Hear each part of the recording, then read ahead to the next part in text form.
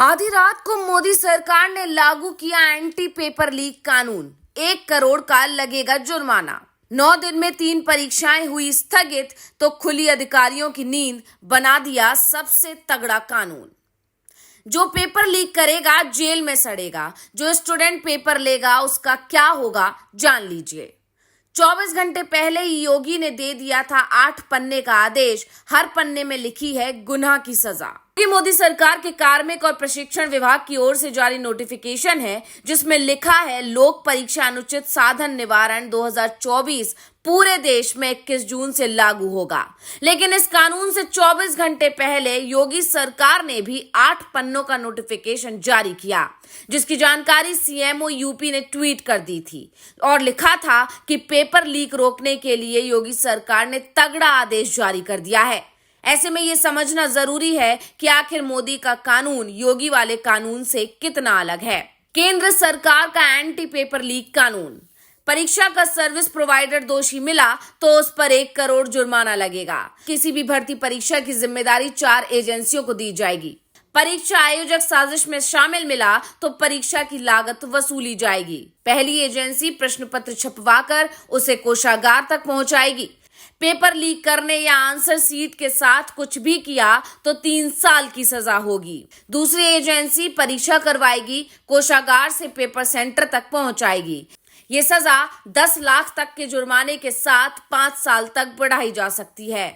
तीसरी एजेंसी परीक्षा केंद्र पर सुरक्षा व्यवस्था देखेगी। गड़बड़ी में एग्जाम सेंटर शामिल रहा तो 4 साल तक वहां परीक्षा नहीं होगी। चौथी एजेंसी ओएमआर सीट को आयोग के परिसर में स्कैन करेगी, रिजल्ट सौंपेगी। डीएसपी या एसीपी लेवल के अधिकारी परीक्षा में गड़बड़ी की जांच कर सकते हैं। प्रश्न पत्र की गोपनीयता बनाने के लिए उसमें बारकोड लगाया जाएगा।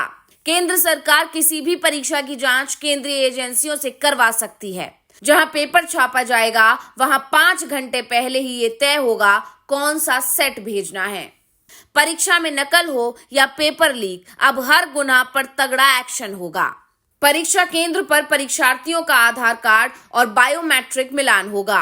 नकली एडमिट कार्ड बनाना या नकली वेबसाइट बनाना भी अपराध होगा। जिले के डीएम सेंटर निर्धारित करेंगे। जहां भी परीक्षा होगी वहां सीसीटीवी चालू हालत में होगा। किसी एग्जाम कंप्यूटर सिस्टम या नेटवर्क में गड़बड़ी करने पर भी सजा मिलेगी। हालांकि बड़ी बात यह है कि केंद्र सरकार वाले एंटी पेपर लीक कानून में स्टूडेंट को नहीं रखा गया है। केंद्रीय मंत्री जितेंद्र सिंह ने जब बिल पेश किया था तब साफ साफ कहा था कि हमारा मकसद उन लोगों को रोकना है जो देश के भविष्य के साथ खिलवाड़ कर रहे हैं। हमने उम्मीदवारों को इससे बाहर रखा है। आपको ये जानकर हैरानी होगी कि मोदी सरकार ने जिस नियम का नोटिफिकेशन 21-22 जून की आधी रात को बनाया था, इससे जुड़ा बिल संसद में पहले ही पास हो गया था। राष्ट्रपति ने इसे मंजूरी भी फरवरी में ही दे दी थी, लेकिन सरकार इसे लागू करने के लिए सही वक्त का इंतजार कर रही थी और बीते 9 दिनों में जैसे ही 3 बड़ी परीक्षाएं स्थगित हुई, छात्रों का आक्रोश बढ़ा। सरकार ने इसे लागू कर दिया। यूपी में करीब 56% आबादी युवाओं की है और इस बार चुनाव से ठीक पहले युवाओं की नाराजगी से भी बीजेपी को नुकसान हुआ है। इसलिए कई लोग ये कह रहे हैं कि बीजेपी इस कार्यकाल में युवाओं के लिए कई बड़े फैसले लेने वाली है और पहले फैसले की बानगी सरकार गठन के 20 दिन बाद ही दिख चुका है। लेकिन सबसे बड़ा सवाल ये है कि क्या 1 करोड़ के जुर्माने का नियम बना देने से ये वाला कानून रुक जाएगा या सरकार को यूपीएससी वाला नियम अपनाना होगा, जिसका इतने बरसों में कभी पेपर लीक नहीं हुआ। यूपीएससी का पेपर लीक क्यों नहीं होता, इस पर अगर आप अगली रिपोर्ट चाहते हैं तो हमें कमेंट कर बताइए, ताकि उसका फुल प्रूफ प्लान हम आपको समझा सकें। Bureau report, global Bharat TV.